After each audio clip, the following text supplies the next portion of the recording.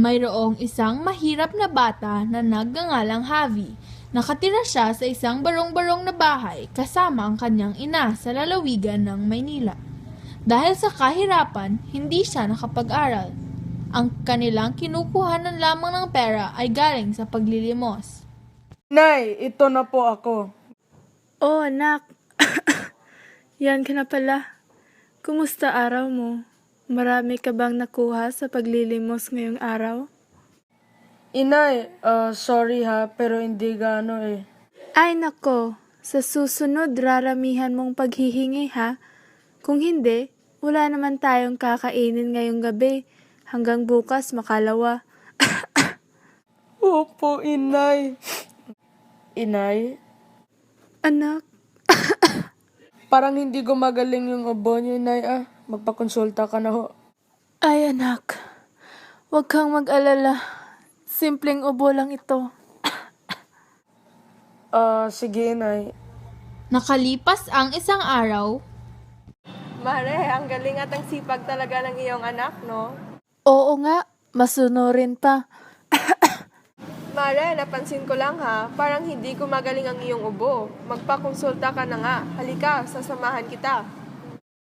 sa doktor, Oh, napadaan ka. Anong problema? Dok, hindi na ho gumagaling ang ubo ko eh. Parati ka bang may lagnat o sakit ng ulo?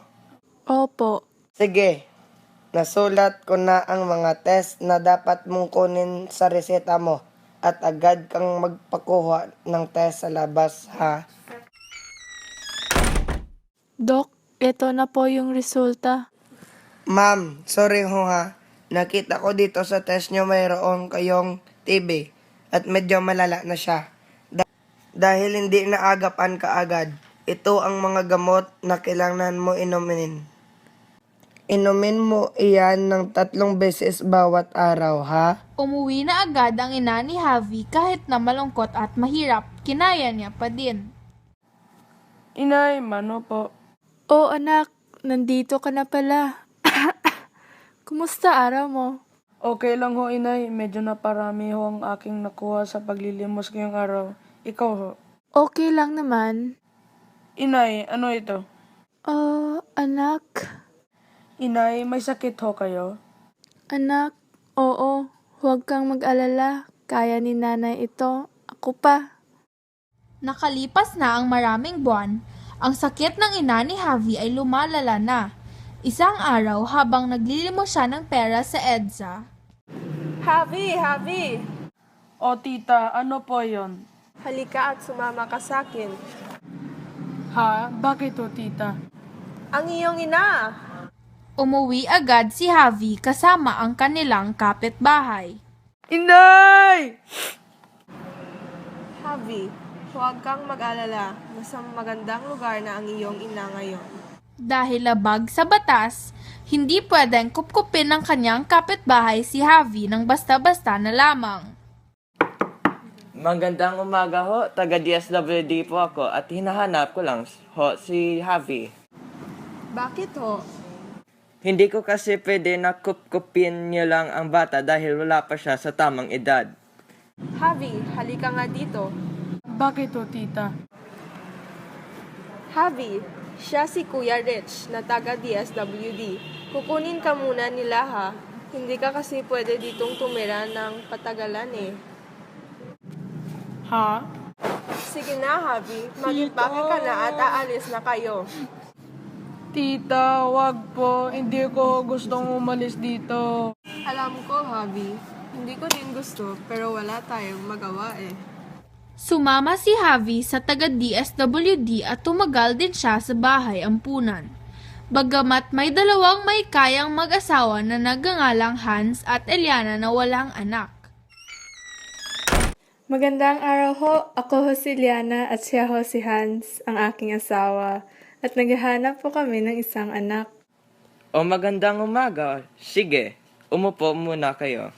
Itoyo ang aming papilis. Nakasulat na din diyan ang mga gusto namin. Sige ho, ipapasa ko ho ito sa aking boss. Sa ngayon ho, pwede ho kayong magtingin-tingin. Yehey! Sige, salamat po. Tumingin-tingin ang mag-asawa sa mga bata pero nakuha ni Javi ang kanilang loob. Napakwento sila ng matagal-tagal at nalaman nila ang naranasan ni Javi at naging inspirasyon si Javi para sa kanila. O Elian at Hans, kamusta? May nakita na ho ba kayong bata na parang nararapat para sa inyo? Opo, si Javi po. Ay, tamang-tama. Si Javi ay isang matalino, masipag, mabait at masunuring bata. Kailan mo namin siya mauwi? Depende ho eh. Ipoprocess ko na lang ho ang inyong papeles at tatawagan ko ho kayo kaagad. Sige, salamat po. Nakalipas ang ilang buwan, nakuha na din ng mag-asawa si Javi. Naging masaya, masagana ang kanyang kinabukasan at nakapag-aral na din siya. Mahal na mahal siya ng kanyang bagong mga magulang kahit na di hamak ang naranasan niya noong una. Ang moral lesson ng kwentong ito ay kahit na ano ang nararanasan mong problema, huwag kang sumuko dahil lilipas din yon. Hindi naman yon permanente eh. Mag-focus ka na lang sa bukas o sa kinabukasan mo. At ang awa ay importante sa ating buhay. Kasi dapat alam natin kung paano magpatawad at tumulong. Kagaya ng Diyos na pinapatawad at tinutulungan tayo ng walang hanggan kahit na makasalanan tayo. Ang moral lesson ng kwentong ito ay kahit na ano ang nararanasan mong problema, huwag kang sumuko dahil lilipas din yon. Hindi naman yon permanente eh. Mag-focus ka na lang sa bukas o sa kinabukasan mo.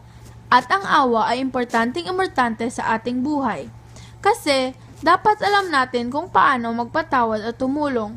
Kagaya ng Diyos na pinapatawad at tinutulungan tayo ng walang hanggan kahit na makasalanan tayo.